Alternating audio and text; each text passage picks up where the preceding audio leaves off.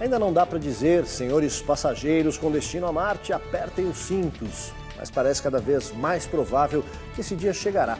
Basta ver a nova missão da NASA destinada a estudar a atmosfera e o clima do planeta. Os cientistas querem descobrir detalhes sobre os efeitos do Sol e dos ventos solares sobre Marte. E por que esse planeta, ao contrário da Terra, perdeu água e dióxido de carbono ao longo do tempo? Com essa missão, a NASA espera produzir o mais completo mapa do clima em Marte já realizado até agora. E com isso, determinar as reais possibilidades de vida humana lá. Tudo isso tem a ver com os planos da agência de enviar uma missão tripulada ao planeta no início da próxima década. Está começando mais uma edição do Matéria de Capa. Fique com a gente. Desde o pouso de um robô na superfície de Marte em 2011, a nova missão é a mais importante entre os preparativos para o futuro envio do homem ao planeta vermelho. E pela primeira vez, um grupo de cientistas europeus também participa.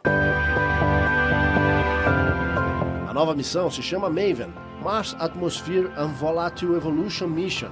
A bordo do foguete Atlas, lançado da base de Cabo Canaveral, na Flórida, segue um módulo que só entrará em órbita de Marte em setembro de 2014.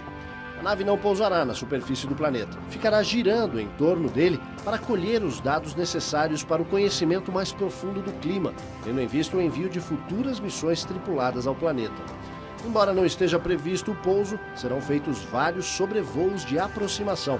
Alguns deles a apenas 130 quilômetros de altura, o que é bastante perto para um planeta onde as condições climáticas são bastante adversas, com frequentes ventos solares que sopram a centenas de quilômetros por hora.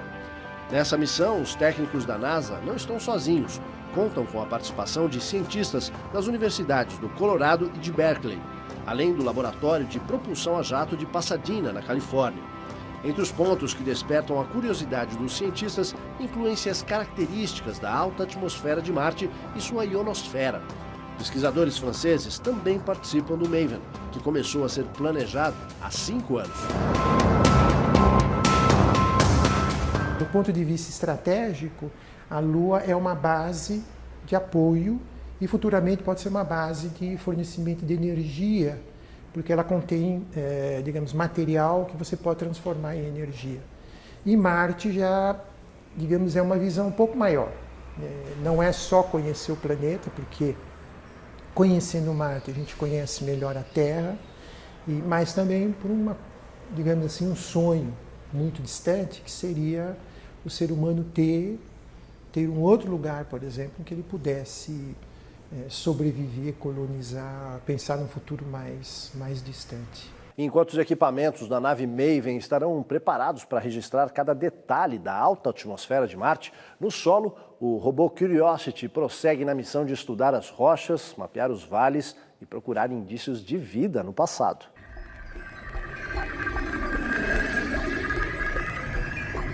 Com os dados apurados, os cientistas tentam responder às seguintes questões.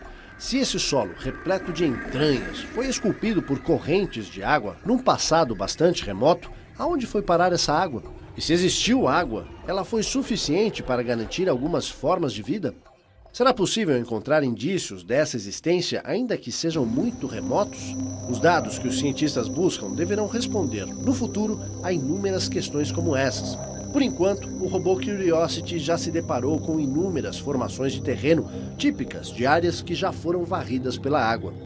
Entre os enigmas que cercam o planeta, os cientistas também se perguntam por que Marte, ao contrário da Terra, se transformou nesse mundo desolado, seco e poeirento que conhecemos hoje. A explicação mais aceita é que esse é o resultado da ação do Sol e dos ventos solares que sopram ali com uma grande intensidade. Ao longo de bilhões de anos, seria surpreendente se isso não tivesse ocorrido, especialmente nos primeiros tempos do Sistema Solar, quando os ventos eram mais violentos. Outro planeta que sofre o mesmo efeito é Vênus. A missão Venus Express da NASA constatou que os ventos solares expulsam o oxigênio e o hidrogênio da atmosfera do planeta, espalhando esses elementos pelo espaço. Esse processo deixou em Vênus uma atmosfera onde predomina o dióxido de carbono, que contribui para elevar a temperatura a cerca de 400 graus Celsius. Se esses ventos solares fizeram todo esse estrago em Vênus e Marte, por que será que a Terra escapou desse destino? A resposta está no que acontece quando as tempestades solares se aproximam da Terra.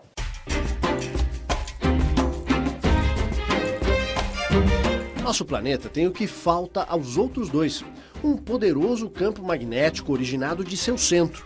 Essa espécie de capa protetora neutraliza a maioria das partículas altamente carregadas de energia vindas do Sol. Na verdade, essa é apenas a nossa primeira linha de defesa. O cerco de proteção se completa com as nuvens e as camadas de gelo dos polos, que refletem e devolvem para o espaço boa parte da energia do Sol.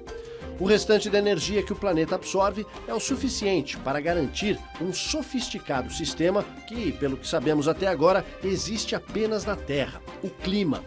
Fazem parte desse sistema os ciclos do dia e da noite e as estações do ano. Como se fosse uma gigantesca máquina em operação permanente, o calor que chega do Sol é levado pelos ventos tropicais para os polos, dependendo da época do ano, e os ventos solares sopram em direção ao Equador em outros períodos. É assim que se mantém o delicado equilíbrio que garante todas as formas de vida. Completam o trabalho as correntes oceânicas. Essa simulação em computador mostra a corrente do Golfo abrindo caminho ao longo da costa da América do Norte. Ela se assemelha a um gigantesco rio que transporta energia e calor num volume 100 vezes maior do que a energia utilizada hoje nas indústrias de todo o globo. Essa corrente espalha águas tropicais pelos mares do norte, mantendo a temperatura adequada à sobrevivência de milhares de espécies.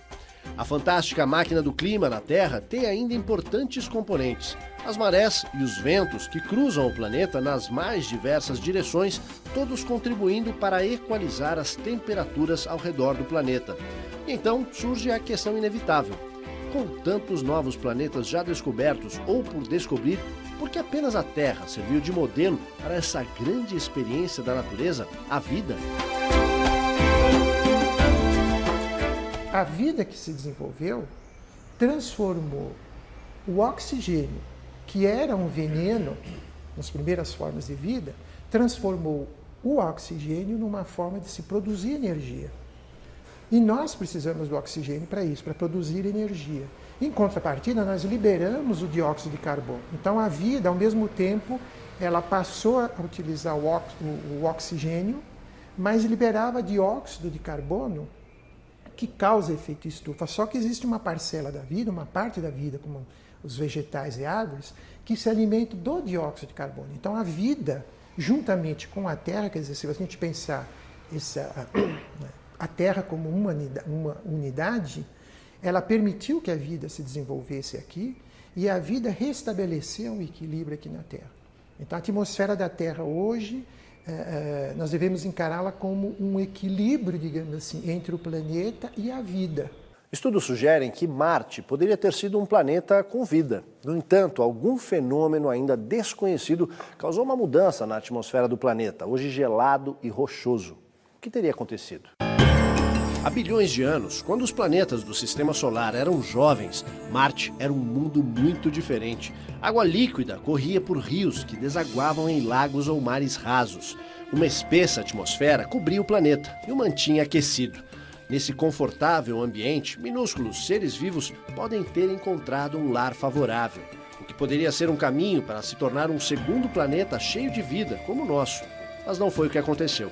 Hoje Marte é frio e inóspito. Sua fina atmosfera originou uma superfície rochosa, com marcas de lagos que secaram. Se organismos marcianos ainda existirem, provavelmente estão lutando para sobreviver em algum lugar do poeirento solo do planeta vermelho. Mas então, o que aconteceu? Cientistas acreditam que a única maneira de Marte ter sido úmido e quente há 4 bilhões de anos é que tenha tido uma atmosfera espessa. O CO2 na atmosfera de Marte age como gás de efeito estufa, assim como na Terra. Uma densa camada de CO2 junto com outros gases teria possibilitado temperaturas mais altas e água em estado líquido. No entanto, de alguma maneira, Marte perdeu essa cobertura. Uma possibilidade é de que ventos solares tenham acabado com ela. Como se sabe, Marte não é protegido por um campo magnético. No lugar, o planeta vermelho tem guarda-chuvas magnéticos que abrigam apenas algumas partes da sua atmosfera. A erosão de regiões expostas pode ter dispersado lentamente a densa atmosfera e seus gases escapado para o espaço. Pesquisas realizadas pelo robô Curiosity sustentam essa versão. Cientistas também acreditam que o solo de Marte tenha absorvido o CO2 nos minerais e carbonatos que compõem o solo.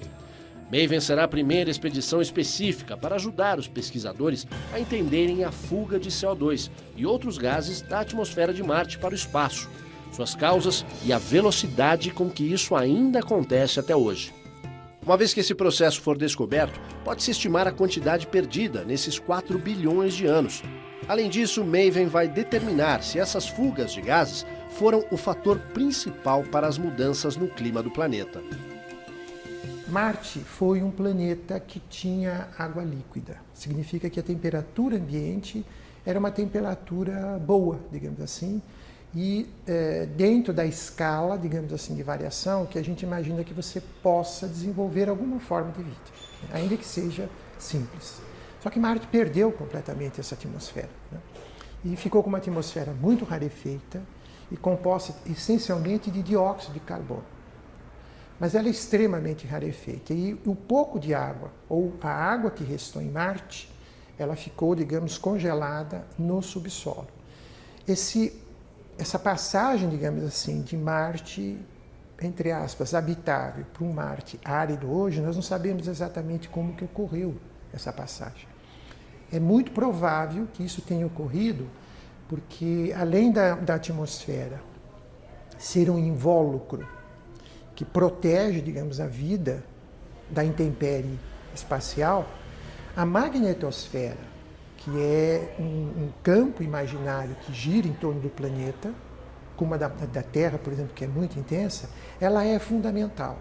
É ela que protege a atmosfera contra a ação devastadora do Sol. Nem tão quentes como Vênus, nem tão frios como Netuno, com temperaturas que poderiam abrigar a vida. A existência desses planetas, que apresentam condições parecidas com a da Terra, pode ser mais comum do que se imagina.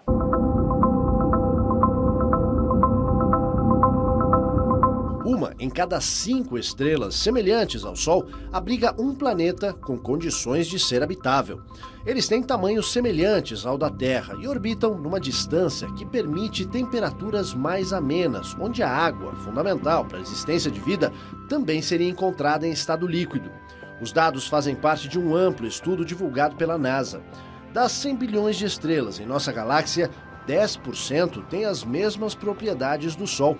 Os estudos da NASA se basearam nos dados coletados pelo telescópio espacial Kepler, responsável por grandes descobertas. Entre outras, a dos planetas Kepler 62 e 22b, que reúnem condições favoráveis ao surgimento de vida. Ao todo, o número de planetas desse tipo no universo pode chegar a pelo menos 2 bilhões. Das milhares de estrelas que podem ser vistas no céu, a mais próxima da Terra, que tem características parecidas com as do Sol, está a 12 anos-luz de distância. Isso significa centenas de milhões de vezes a distância entre o Sol e a Terra.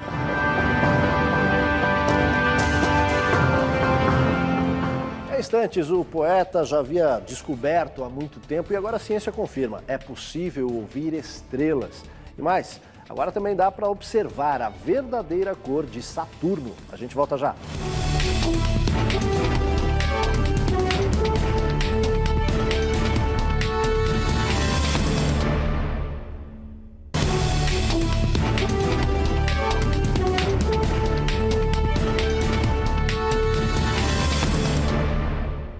A nova missão da nave Maven deixou os pesquisadores animados e contou com preparativos especiais para a decolagem do foguete que levou o módulo. 3, 2, 1, main engine start, ignition and liftoff of the Atlas V with Maven. O foguete partiu de Cabo Canaveral levando a bordo o módulo, que dentro de 10 meses entrará em órbita de Marte. No site da NASA, um blog sobre a missão apresenta informações atualizadas sobre cada etapa do voo.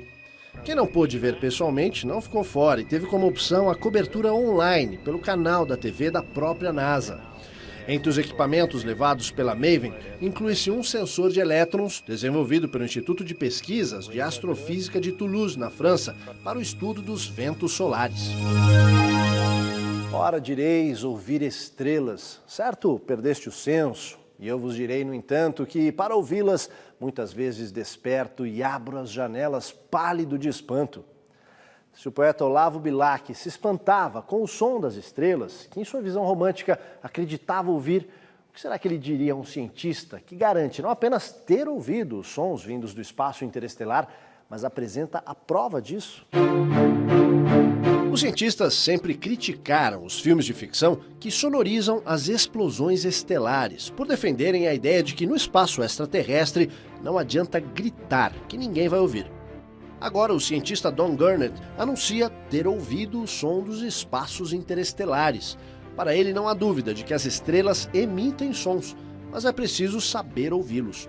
Professor do Instituto de Física da Universidade de Iowa, Gurnett foi um dos principais responsáveis pelos equipamentos de captação de sons extraterrestres levados pela nave Voyager 1.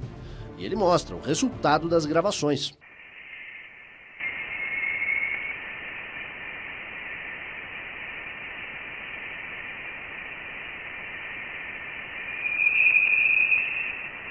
Esses sons, segundo Gurnett, constituem a prova de que a nave Voyager 1 deixou o sistema solar e ingressou no espaço interestelar. E estão relacionados com a trajetória da nave por um ambiente repleto de gases, partículas como elétrons, íons e ondas de plasma. Até agora, a Voyager enviou à Terra o resultado de 2 gravações, do que os cientistas chamam de música interestelar. Uma feita entre outubro e novembro de 2012 e a outra entre abril e maio de 2013. Ambas precedidas de intensas explosões solares. Após o ingresso no espaço infinito, a Voyager continuará enviando dados à Terra e os cientistas alertam que é preciso estar preparado para grandes surpresas que ela pode captar, seja em sons ou imagens. O que se faz é você transformar um sinal, pode ser luminoso, enfim, um sinal que você queira, você transformar esse sinal em som. Por exemplo, a comunicação por rádio é assim, você usa um som, você transforma esse som numa onda eletromagnética, transporta essa informação por uma onda eletromagnética que é recebida, que ela volta a transformar outra vez em som. Então, nesse aspecto, você pode, digamos assim, transformar em som qualquer coisa que você veja.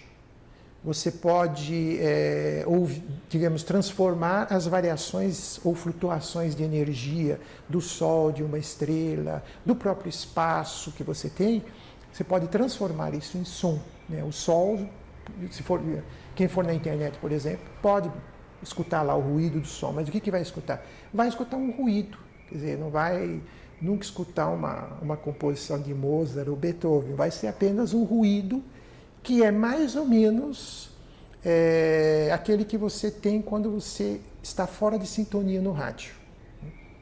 Mas todas as formas de energia, digamos assim, você pode transformar em som. Então não é que você está ouvindo o som da estrela, porque você não consegue ouvir, mas você transformou a energia que você viu variar num som. Astrônomos do Observatório Europeu do Sul, o ESO, capturaram a melhor imagem já obtida das nuvens situadas em torno do chamado enxame estelar, um aglomerado de corpos celestes que tem muito a revelar sobre a formação dos planetas.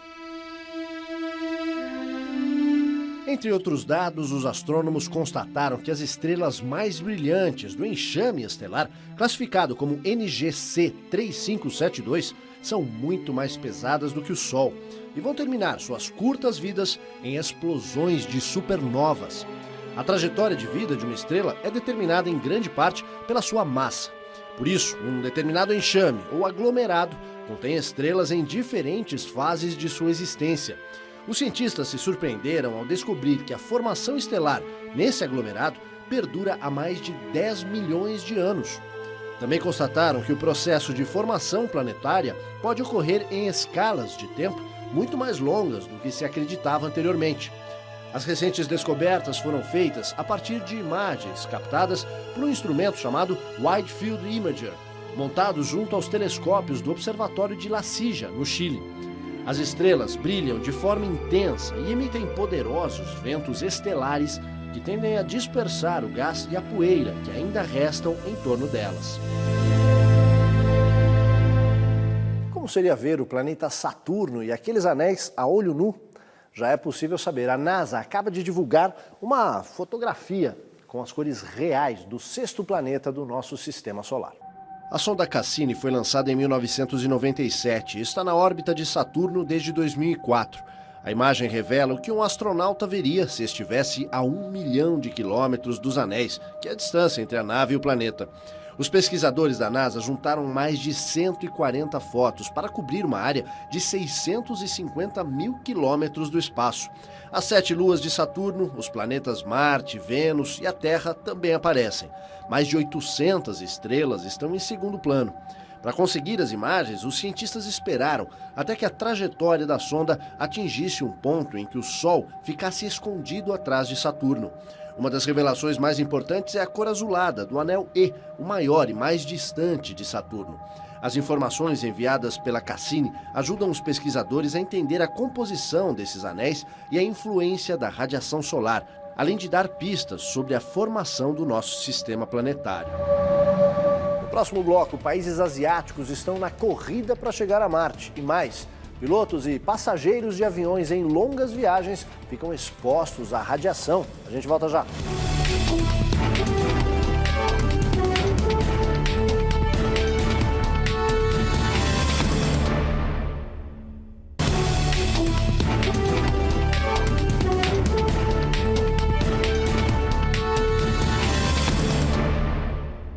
A próxima vez que embarcar numa viagem aérea, fique sabendo, hein? O piloto do avião provavelmente já absorveu tanta radiação quanto o trabalhador de uma usina nuclear. E a quantidade que chega até ele também atinge os passageiros do voo, em menor escala, claro.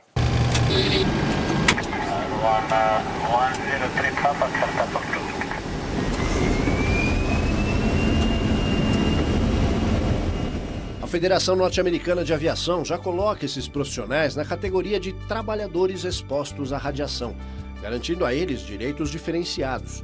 Quilômetros acima da Terra, com uma camada fina de atmosfera para protegê-los, eles recebem doses significativas de raios cósmicos e radiação solar.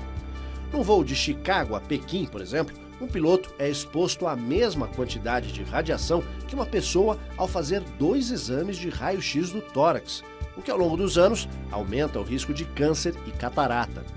Mas não são só os pilotos que estão expostos a riscos, os passageiros também têm razões para se preocupar. Uma pessoa que voa 160 mil quilômetros, o equivalente a 10 viagens de ida e volta de São Paulo a Nova York, recebe a mesma quantidade de radiação do que 20 exames de raio-x. A medição constatou que a região do planeta mais atingida pela radiação é justamente aquela em que a quantidade de voos disparou nos últimos anos. As rotas nos polos são as preferidas entre as companhias aéreas, por terem um trajeto mais curto e com menos ventos. Nessas áreas, a radiação é 3 a 5 vezes maior do que as regiões que passam próximas ao Equador. Além dos Estados Unidos e da Europa, os países da Ásia também têm planos de chegar a Marte. A tentativa mais recente é da Índia. A Mars Orbiter Mission da Índia poderá se tornar a primeira de sucesso de um país asiático até Marte. Antes dela, a China em 2011 e o Japão em 2003 fizeram tentativas que não tiveram êxito e as naves se perderam. Se concretizada, a missão levará ao planeta uma sonda de mais de 1 tonelada. O objetivo dos cientistas é que o aparelho faça a medição da presença de metano na atmosfera de Marte e possa contribuir com outros estudos sobre o clima no planeta. Das mais de 40 tentativas de chegar até lá, ou mesmo de colocar uma nave em órbita do planeta, apenas 16 tiveram sucesso. As falhas se devem tanto a problemas de comunicação, de navegação e até mesmo de naves perdidas, o que chega a ser comum em missões como essas. Por todo o mundo, imagens de raios e tempestades enchem os olhos em fotografias incríveis. Há muito tempo, cientistas têm explicação para esses fenômenos. Mas você já parou para pensar o que acontece acima das nuvens? Todos nós sabemos o que vem das nuvens em tempestades. Relâmpagos luminosos, colunas retorcidas de luz são lançadas na Terra e elevam a temperatura do ar. Estrondos de trovão anunciam que esse processo está em andamento. Mas você já se perguntou o que acontece acima das nuvens? Nas últimas décadas, pesquisadores descobriram coisas estranhas acontecendo no topo delas. Muito acima das luzes comuns, formas exóticas de luz são lançadas para o céu, enquanto parafusos de fogo surgem abaixo. Em alguns lugares, jatos de antimatéria voam e intrigam os detectores da NASA. Cerca de 500 vezes ao dia, a Terra imita rapidamente uma supernova, produzindo uma poderosa explosão de raios gama, conhecidos como Terrestrial Gamma Ray Flash, ou TGF. Não se sabe exatamente como esses fenômenos estão relacionados, mas um novo experimento chamado Fire Station, a bordo da Estação Espacial Internacional, pretende descobrir. Trata-se de um conjunto de sensores projetado para explorar a ligação entre as luzes comuns e as formas exóticas. Nos anos 60 e 70, astronautas das missões Apollo viram circundando a Lua algo que intriga pesquisadores até hoje. Cerca de 10 segundos antes do nascer ou do pôr do Sol, surgem raios brilhantes que iluminam o horizonte cinzento.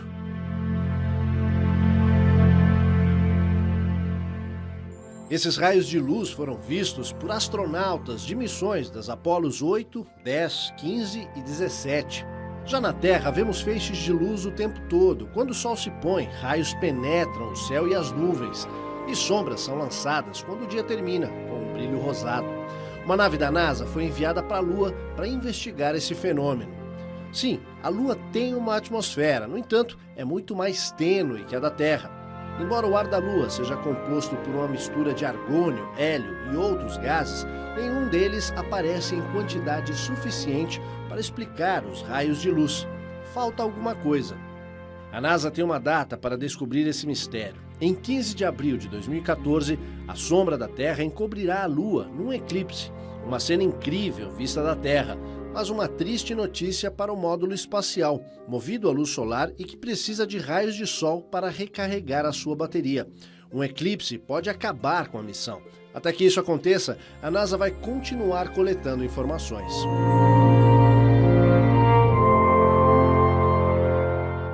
Cinco séculos depois da era dos grandes descobrimentos, o homem se prepara para a maior aventura de todos os tempos: colonizar o planeta Marte.